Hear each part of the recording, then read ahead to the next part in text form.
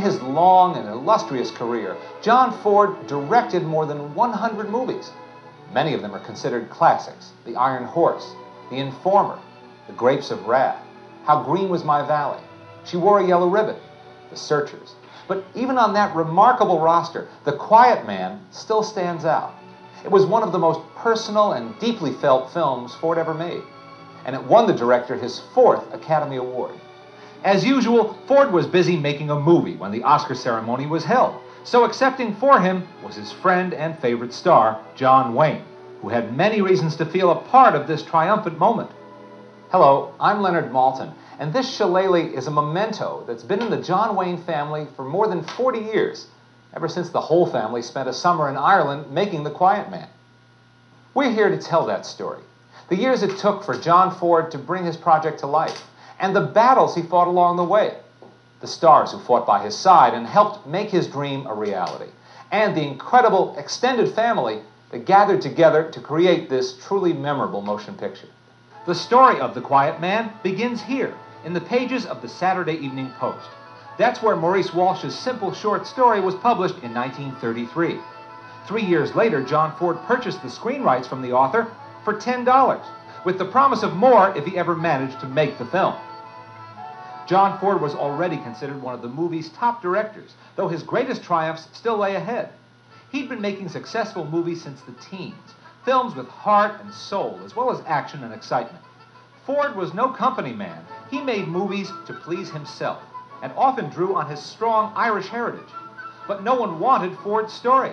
In spite of his huge successes at several studios, and in spite of his shelf full of Academy Awards, none of the Hollywood moguls thought this simple Irish story had any potential to attract moviegoers.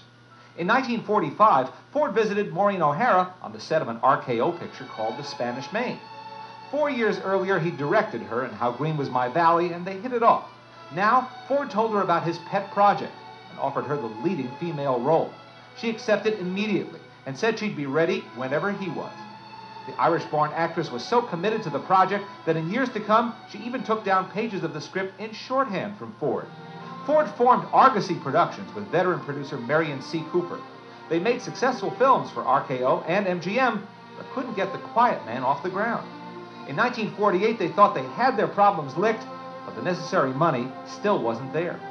But Ford and Cooper were about to find a new home at the unlikeliest address in town, Republic Pictures. Republic was primarily a B-movie studio, famous for turning out westerns and Saturday matinee serials, and doing it on a tight budget. Ford's last film had cost over $2 million. For the same amount, Republic could and did turn out a whole year's worth of cowboy pictures. Republic did have one priceless asset, a contract with John Wayne. And Wayne thought Republic might give Ford a chance to make his Irish story. Republic's tough-minded boss, Herbert J. Yates, was trying to upgrade the studio's product. He jumped at the chance to have a man of Ford's reputation at his studio and signed him to a 3-picture deal. But he was no different from any other mogul in town. He didn't think The Quiet Man spelled box office, and he refused to do it unless Ford and his partner Cooper provided another picture first, one that made money. This is the movie that paved the way for The Quiet Man. John Ford directing a story of the U.S. cavalry with John Wayne in the lead? How could you lose? Rio Grande was the third of Ford's cavalry films, following Fort Apache and She Wore a Yellow Ribbon. This one wasn't as ambitious or expensive.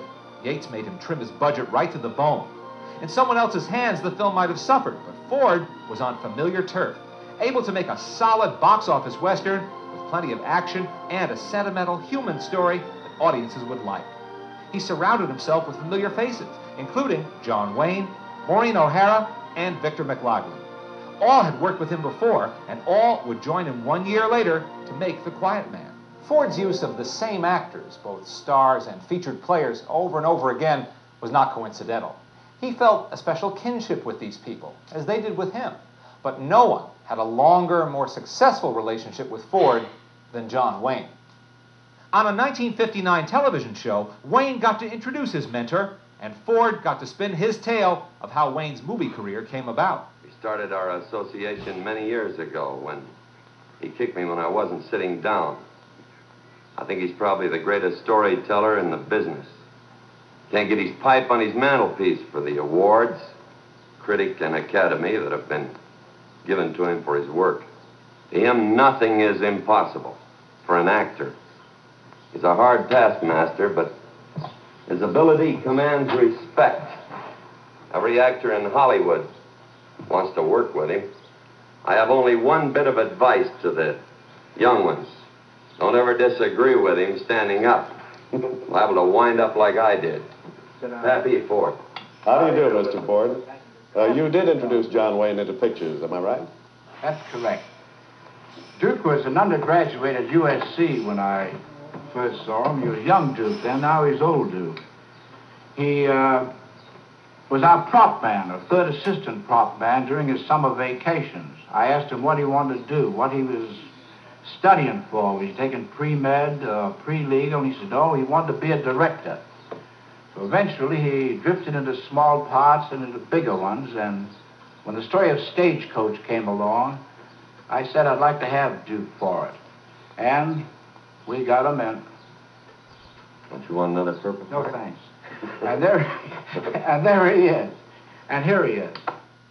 Wayne and Ford worked together more than a dozen times, not counting cameo appearances, radio and TV shows, and other favors over a period of 40 years.